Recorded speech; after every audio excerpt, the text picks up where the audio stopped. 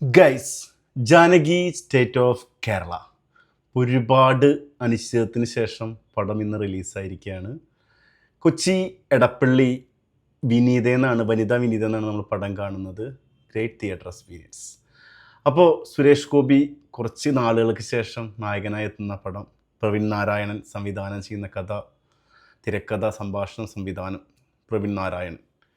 അപ്പോൾ കുറച്ച് നാളെ കാത്തിരിക്കുന്ന മൂവി നമ്മൾ ഇന്ന് കണ്ടു. പടത്തിനെ കുറിച്ച് പറയുകയാണെന്നുണ്ടെങ്കിൽ ഒറ്റ വാക്കിൽ പറഞ്ഞു കഴിഞ്ഞാൽ സുരേഷ് ഗോപി ചേട്ടനെ നമുക്കറിയാം. ആൾ പോലീസായിട്ട് വന്നാലും കമ്മീഷണറായിട്ട് വന്നാലും വക്കീലായിട്ട് വന്നാലും അത് പ്രസൻറ്റ് ചെയ്യുന്ന രീതി, ആളുടെ ആ ഫിഗറും കാര്യങ്ങളും സ്വേഗമൊക്കെ വേറെ ലെവലാണ്. പിന്നെ ഡയലോഗ് ഡെലിവറി, ഇന്ന് മലയാള സിനിമയിൽ ഡയലോഗ് ഡെലിവറി ഇങ്ങനെ സ്ഫുടതയോട് പറയാൻ വേറെ ആളുണ്ടോ എന്നുള്ള സംശയമാണ്. അത്ര രസമായിട്ട് ആൾ പറയും. ഒരുപാട് ഫിലിമിലത് തെളിയിച്ചുള്ളതാണ്. ആ ഒരു മേഖലയിൽ സുരേഷ് ഗോപി ചേട്ടൻ വീണ്ടും ചിന്താമണി കൊലക്കേസ് മൈ ഫേവറേറ്റ് മൂവിയാണ്. അതിനുശേഷം വക്കീൽ വേഷം ചെയ്യുന്ന പടം ഇതാന്ന് തോന്നി എനിക്ക്. അതിൻ്റെ ഇടയിൽ വേറെ പടം ഉണ്ടെങ്കിൽ ഒന്ന് അറിയിക്കുക, കമൻസിൽ അറിയിക്കുക. അപ്പോൾ അത് ആളാ റോൾ അത് ഗംഭീരമായിട്ട് പടം ചെയ്തു വെച്ചിട്ടുണ്ട്. പക്ഷേ ഇതൊരു സുരേഷ് ഗോപി പടം ആയിരുന്നു എന്ന് എനിക്ക് തോന്നിപ്പോയി. കാരണം എന്താണെന്ന് വെച്ചാൽ ഇൻ്റർവെല്ലിൽ വരെ ഈ പടത്തിൽ SG ഷോ തന്നെയായിരുന്നു. ഗംഭീര ഡയലോഗ്സ്, ഡെലിവറികൾ, ഇവിടെ തിരിച്ച് അറ്റാക്ക് ചെയ്യുന്ന രീതി, കാര്യങ്ങളൊക്കെ അതിഗംഭീരമാണ്. ഇൻ്റർവെല്ലിൽ വരെ SG ഷോ ആയിരുന്നെങ്കിൽ ഇൻ്റർവെല്ലിന് ശേഷം കോമഡി ഷോ ആവുന്നൊരു ഫീലാണ് എനിക്ക് തോന്നിയത്. പ്രത്യേകിച്ച് ക്ലൈമാക്സ് ഒരു ഫൈറ്റൊക്കെ ആൾ കൂട്ടിയാൽ പറ്റാത്ത കാര്യങ്ങളൊക്കെ എന്തിനാണ് ആ മനുഷ്യനെ കൊണ്ട് ചെയ്യിക്കുന്നതെന്ന് തോന്നി. ഭയങ്കര വിഷമം തോന്നി. എന്നുവെച്ച് കഴിഞ്ഞാൽ ഇടി കൊള്ളാൻ വേണ്ടി വില്ലന്മാരെത്തുന്ന ആൾ ഇടിച്ചിടുന്നു. അത് കുറേ സീനുകളൊക്കെ ഉണ്ട്. അതും പറയുന്നൊരു സ്ഥലമുണ്ട്, പീരുമേട് എന്നൊരു സ്ഥലത്ത് 12 വർഷം കൂടുമ്പോൾ നടക്കുന്നൊരു ഉത്സവമാണ്. ആ ഉത്സവത്തിൽ അവിടുത്തെ മെയിൻ വെച്ചാൽ ഇത് ഒരു ക്രിമിനൽ ഏരിയ ആണ്. അപ്പോൾ അവിടുത്തെ ആളുകളൊക്കെ അറിയാം, നൊട്ടോറിയസ് ക്രിമിനൽ ഏരിയ, അവരൊക്കെ ഒത്തുകൂടും. അപ്പോൾ അവിടെ നിന്നൊരു വില്ലനെ പൊക്കാൻ വേണ്ടിയിട്ടാണ് പോകുന്നത്. അങ്ങനത്തെ ഒരു ഏരിയയിലേക്ക് ഒരു കോമഡി ഷോ ആണ് ഇൻ്റർവെല്ലിൽ ക്ലൈമാക്സിലെ ഫൈറ്റ് എന്ന് പറഞ്ഞാൽ. അത് കാണുമ്പോൾ നമുക്ക് മനസ്സിലാവും. പിന്നെ ഈ പടം ജാനകി സ്റ്റേറ്റ് ഓഫ് കേരള എന്നൊരു പടത്തിനെതിരെ സെൻസർ ബോർഡ് എന്തിനാണ് ഇത്രയും വിദഗ്ധത കാണിച്ചതെന്ന് തോന്നിപ്പോയി. കാരണം എന്താണെന്ന് വെച്ചാൽ ശരിക്കും പറഞ്ഞ പടം ഇത് ജാനകി സ്റ്റേറ്റ് ഓഫ് കേരള, നമ്മുടെ കേരള ഗവൺമെൻറ് ഈ പടത്തിനെതിരെയാണ് ചെയ്യേണ്ടത്, കേസിന് പോകേണ്ടത്. കാരണം അതിൽ പറയുന്ന കുറേ കാര്യങ്ങളുണ്ട്. പിന്നെ സുരേഷ് ഗോപി എന്നൊരു നടനെ നമ്മൾ കുറച്ച് കാലമായിട്ട് കാണാൻ, പൊളിറ്റിക്സിൽ ഉള്ള കാര്യങ്ങളൊക്കെ നമുക്കറിയാം. അപ്പോൾ ആൾ മാധ്യമങ്ങളൊക്കെ ആയിട്ട് സംസാരിക്കുന്ന രീതിയൊക്കെ ഉണ്ട്. അപ്പോൾ ഇവിടെ അതിന് വേണ്ടിയിട്ട് അത് മാധ്യമങ്ങളെ പൊളിച്ചെടുക്കാൻ വേണ്ടിയിട്ടൊരു സീൻ കൊടുത്തിട്ടുണ്ട്. ഇങ്ങോട്ട് നോണ്ടാൻ വരരുത്, ചൊറിയാൻ വരരുത് എന്നൊക്കെ പറഞ്ഞിട്ടുണ്ട്. അതുപോലെ സ്ത്രീ സുരക്ഷയാണ് ഈ പടത്തിൻ്റെ മെയിൻ സംഭവം. ഈ സ്ത്രീ സുരക്ഷ എന്ന് പറഞ്ഞ സംഭവം ജാനകി സ്റ്റേറ്റ് ഓഫ് കേരളയിൽ നമുക്കറിയാം നമ്പർ 1 കേരള ആണ്. മറ്റുള്ള സ്റ്റേറ്റുകളിലൊക്കെ അപേക്ഷിച്ച് ഡൽഹിയിലൊക്കെ ഉണ്ടായ ഒരു സംഭവം പറയും, ബസ്സിൽ വെച്ച് റാപ്പ് ചെയ്തുള്ള സീനുകൾ, ഒരുപാട് കാര്യങ്ങൾ നമ്മൾ പല സ്ഥലങ്ങളിൽ, നോർത്ത് എന്ന് പറയുന്നില്ല, ഇന്ത്യ മൊട്ടാകെ നമ്മൾ കേൾക്കുന്നതാണ്. അതിൽ കുറച്ചും കൂടി പല പ്രശ്നങ്ങളും ഒഴിവായി നിൽക്കുന്ന ഒരു സ്റ്റേറ്റ് കേരളമാണ്. പക്ഷേ ഈ ശരിക്കും ഈ പടത്തിൻ്റെ പേര് ജാനകി സ്റ്റേറ്റ് ഓഫ് ഇന്ത്യ എന്നല്ല വേണ്ടത് ശരിക്കും. അപ്പോൾ സ്ത്രീ സുരക്ഷയെക്കുറിച്ച് പറയുന്നുണ്ട്. ഒരു സ്ത്രീ അബ്യൂസ് ചെയ്യുന്ന ഒരവസ്ഥയാണ്, റാപ്പിന് ഇതായിരിയാവുന്നു. അപ്പോൾ അവിടെ ഉണ്ടായ പ്രശ്നങ്ങളും കാര്യങ്ങളും, സ്ത്രീ അനുഭവിക്കുന്ന വിഷയങ്ങളൊക്കെയാണ് ഈ പടത്തിൽ വരുന്നത്. അതിന് കാരണക്കാരൻ കേരള സർക്കാരാന്ന് പറയുന്ന രീതിയിലേക്ക് മാറുന്ന കുറേ സാധനങ്ങളൊക്കെ ഉണ്ട്. അതെന്താണെന്ന് മനസ്സിലാവുന്നില്ല എനിക്ക്. മാറി മാറി വരുന്ന സർക്കാരുകളൊക്കെ കുറച്ച് കാര്യങ്ങളൊക്കെ ഏറ്റെടുക്കാനൊക്കെ ഈ പടത്തിൽ പറയുന്നുണ്ട്. അപ്പോൾ നമ്മുടെ നിയമങ്ങൾ, കാര്യങ്ങൾ, എന്ത് കേരള ഹൈക്കോർട്ടായാലും ഇപ്പോൾ സുപ്രീം കോർട്ടായാലും ഒക്കെ നിയമവശങ്ങളുണ്ടല്ലോ. അപ്പോൾ അത് കുറേ കാര്യങ്ങളൊക്കെ വെറുതെ കുറേ കാര്യങ്ങൾ ഇങ്ങനെ പറഞ്ഞു പോകുന്നൊരു കാര്യം തോന്നി. പിന്നെ പോലീസുകാരെ കുറേ ട്രോളുന്നുണ്ട്. പോലീസ് എന്ത് നമ്പർ 1 എന്നൊക്കെ ചോദിച്ച് പോലീസുകാർ നന്നായിട്ട് ട്രോളുന്നുണ്ട്. പോലീസുകാരെ കുറ്റാന്വേഷണത്തിൻ്റെ കാര്യങ്ങളിലൊക്കെ ഭയങ്കരമായിട്ട് മോശമായിട്ട് കോടതി സീനിൽ പറയുന്ന കുറേ കാര്യങ്ങൾ, നമ്പർ 1 അല്ലേ എന്നൊക്കെ പറയുന്ന സാധനങ്ങളുണ്ട്. ഇത് കോപ്പറേറ്റീവ് ബാങ്കിൽ ഉള്ളൊരു സംഭവം, ഒരു കേസായിട്ട് ആൾ പോലീസ് സ്റ്റേഷനിൽ കയറി വന്ന സീനൊക്കെ ഉണ്ട്. അതൊക്കെ കുറച്ച് രസമായിട്ട് എനിക്ക് തോന്നി. അത് ഉണ്ടായൊരു സംഭവം, അത് കുറച്ച് സുരേഷ് ഗോപി റിലേറ്റഡ് ആയിട്ട് സുരേഷ് ഗോപി ഇടപെട്ട കുറേ സംഭവങ്ങളൊക്കെ ഇതിൽ കൊണ്ടുവന്നത്. ഇന്ത്യൻ ഭരണഘടന, അതിൻ്റെ കാര്യങ്ങൾ, അത് ഏത് സ്റ്റേറ്റിലാണ് ശരിക്കും ഇന്ത്യൻ ഭരണഘടന അറിയാവുന്ന ആളുകളുണ്ട്. പലർക്കും പലതും അറിയില്ല. കുറച്ചും കൂടിയൊക്കെ വിദ്യാഭ്യാസമായാലും ആരോഗ്യ മേഖലയൊക്കെയായാലും മുന്നിട്ട് നിൽക്കുന്ന സ്റ്റേറ്റ് കേരളമാണ്. ഇവിടുത്തെ ആളുകൾക്ക് കുറച്ചും കൂടി അപ്ഡേറ്റ് ആയിട്ട് അറിയാൻ തോന്നും. പക്ഷേ അതിൽ ഒരുപാട് കാര്യങ്ങൾ, കുറേ പോയിന്റ്സൊക്കെ പറയുന്നൊരു സീനൊക്കെ എനിക്ക് ഭയങ്കര ഇഷ്ടപ്പെട്ടു.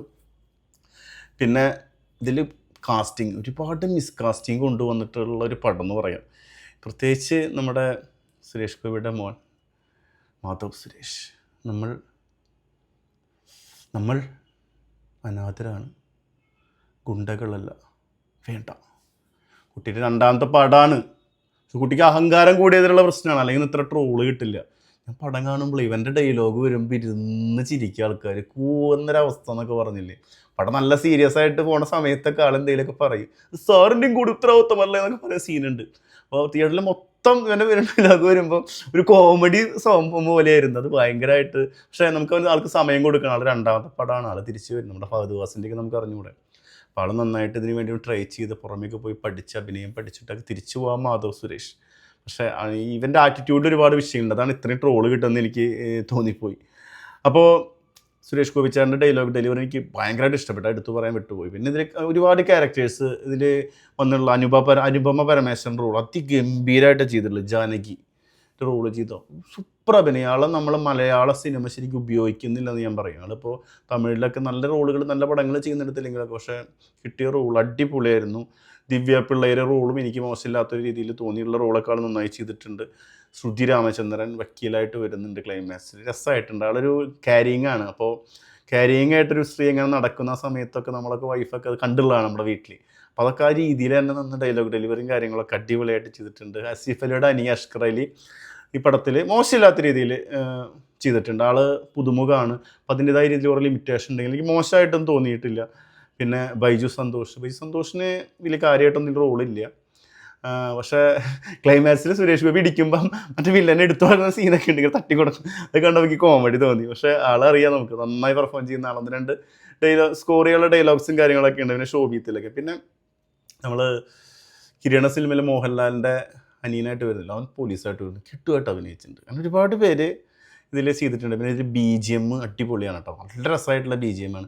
ഇനി പടത്തിൽ കുറേ സീനുകൾ വെറുതെ കയറ്റിക്കൊണ്ട് വന്നിട്ടുള്ള കുറേ സീനുകളൊക്കെ ഉണ്ട്. ഇപ്പോൾ ഈ മാധവ് സുരേഷും ജാനകിയുടെ കണക്ഷനൊക്കെ റെയിൽവേ സ്റ്റേഷനിലാണ് ഒരു കണക്ഷൻ വരുന്നത്. ഒരിക്കലും നമുക്ക് ചിന്തിക്കാൻ പറ്റാത്ത രീതിയിലുള്ളൊരു കണക്ഷൻ അത്. വീട് വരെ എത്തുന്നുണ്ട് ആ കണക്ഷൻ, ജാനകിനെ വീട് വരെ കൊണ്ടുവരുന്നുണ്ട്.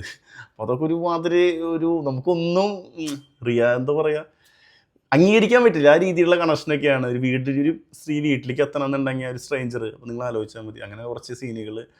പിന്നെ ഒരു ഒരു പാട്ട് സീൻ കഴിഞ്ഞിട്ടൊരു മാരേജ് സെലിബ്രേഷൻ്റെ സമയത്ത് ഒരു ചെറിയൊരു സീനുണ്ട് സുരേഷ് ഗോപി അവിടെ വന്ന് ചെയ്യുന്നത്. അതൊക്കെ നമുക്ക് ഒരിക്കലും അംഗീകരിക്കാൻ പറ്റും. പ്രത്യേകിച്ച് പോലീസുകാരുടെ ഇടയിൽ വന്നിട്ട് പോലീസുകാരനെ ഇടിക്കുന്ന സീൻ എന്നൊക്കെ പറഞ്ഞു കഴിഞ്ഞാൽ അതൊന്നും നമുക്ക് ഇടയ്ക്ക് ആൾ സ്റ്റെപ്പൊക്കെ ഇടുന്നുണ്ട്. അങ്ങനെ കുറേ സീനുകൾ ഇങ്ങനെ എടുത്തെടുത്ത് പറയണമെന്നുണ്ടെങ്കിൽ കുറേ സീനുകളുണ്ട്. വെറുതെ വലിച്ചു മാരി കൊണ്ടുവന്നിട്ട് വെറുതെ വെറുപ്പിക്കുന്ന കുറേ സീനുകളുണ്ട്. ഇൻട്രോയിൽ ഒരു പടം എനിക്ക് ഭയങ്കരമായിട്ട് ഇഷ്ടപ്പെട്ടു. ഞാൻ ഈ പടത്തിന് എക്സ്പെക്ടേഷൻ കൊടുത്തിട്ടുണ്ടോ, ഞാൻ ഈ പടം ഗംഭീര സംഭവമൊന്നും പ്രതീക്ഷിച്ചല്ല പോയത്. പക്ഷെ ഇതിൽ പറയാൻ നിൽക്കുന്ന ഒരു സബ്ജക്റ്റ്, ഇനി ഇത്രയും പ്രശ്നങ്ങളൊക്കെ വന്ന് സെൻസർ ബോർഡിൻ്റെ എതിർപ്പും കാര്യങ്ങളൊക്കെ വന്നിട്ട് ഇത് എഡിറ്റ് ചെയ്ത് വരുന്ന രീതി കാര്യങ്ങളൊക്കെ ആ ഒരു പ്രതീക്ഷ ഉണ്ടായിരുന്നു. പക്ഷേ എൻ്റെ പ്രതീക്ഷയിൽ തന്നെ പടം പോയി. പക്ഷേ ഇൻട്രോയിൽ പടം തുടങ്ങിക്കഴിഞ്ഞ് സുരേഷ് ഗോപി പഴയ പടങ്ങൾ കുറേ കാര്യങ്ങളൊക്കെ കാണിച്ചിട്ട് കൊണ്ടു, പിന്നെ ഒരു ഫ്ലാഷ് ബാക്ക് കാണിക്കുന്നുണ്ട്. അത് കണ്ട് വന്ന് പറഞ്ഞ പടം മെല്ലെ വന്ന് സ്കൂൾ ചെയ്തിട്ട് കയറി. അപ്പോൾ എനിക്ക് പ്രതീക്ഷ അങ്ങ് കയറി. ഇൻ്റർവെല് നമ്മൾ കുറച്ചും സ്ലോ ആയിരുന്നു, പക്ഷെ നല്ല രസമായിട്ട് ഇൻ്റർവെല് ഇത് കൊടുത്തു. പിന്നെ ഇൻ്റർവെല്ലിന് ശേഷം പടം ഞാൻ പറഞ്ഞില്ലേ, SG ഷോ മാറി കോമഡി ഷോ ആവുന്ന രീതിയിലേക്ക് മാറി. നല്ല നല്ല പെർഫോമൻസുകൾ വന്നിട്ടുണ്ട്, കുറേ നല്ല ഭാഗങ്ങളൊക്കെ വന്നിട്ടുണ്ട്, ഒന്നും ഇല്ലയെന്ന് പറയുന്നില്ല. അനുഭവ പരമേശ്വരനെ ഗംഭീരമായിട്ട് ചെയ്തിട്ടുണ്ട്. അതെല്ലാവരും ഇതിൽ കാസ്റ്റ് ചെയ്ത ആളുകളൊക്കെ നന്നായിട്ട് കുറേ മിസ്കാസ്റ്റിങ് വന്നിട്ടുണ്ട്. ഈ പറഞ്ഞ പോലെ മാധവ് സുരേഷ് കാര്യങ്ങളൊക്കെ കുറേ മിസ്കാസ്റ്റിംഗ് ആയിട്ട് വന്നിട്ടുണ്ട്. എനിക്കൊരു ആവറേജ് ഫിലിം എക്സ്പീരിയൻസ് ആണ് തോന്നിയത്. നല്ല രീതിയിൽ പോകേണ്ട ഒരു പടത്തിന് ആവറേജിൽ ഒതുക്കി. ഇൻ്റർവ്യൂവിന് ശേഷം സ്ക്രിപ്റ്റൊക്കെ നമ്മളത് പോയ രീതി പോയി, ഭയങ്കര ഫാസ്റ്റായിട്ട് പോയിരുന്ന പടം പിന്നെ എങ്ങോട്ടൊക്കെ പോയി. പിന്നെ കുറേ ആളുടെ കഥകളിലേക്ക് പോയി. സുരേഷ് ഗോപി അവിടെ നായകസ്ഥാനമൊക്കെ മാറി. പിന്നെ വേറെ ആൾക്ക് അസന്വേഷണം കാര്യങ്ങളൊക്കെ വേറെ രീതിയിൽ പോയി. പിന്നെ ഈ പടത്തിൽ ഇൻ്റർവ്യൂവിന് ശേഷം സുരേഷ് ഗോപി ഗംഭീര തോൽവിയാണ്. കാരണം എന്താണെന്ന് വെച്ച് കഴിഞ്ഞാൽ ആള് കുറേ വലിയ സംഭവം തെളിയിച്ച് ഇൻ്റർവ്യൂവിന് ശേഷം പിന്നെ കേസ് തെളിയിക്കുന്നതിന് പിന്നാലെ പോകുന്നതൊക്കെ വേറെ ടീമും കാര്യങ്ങളൊക്കെയാണ്. അഷ്കറയിലിട്ട് ഇങ്ങനെ കുറച്ച് ആളുകളുണ്ട്.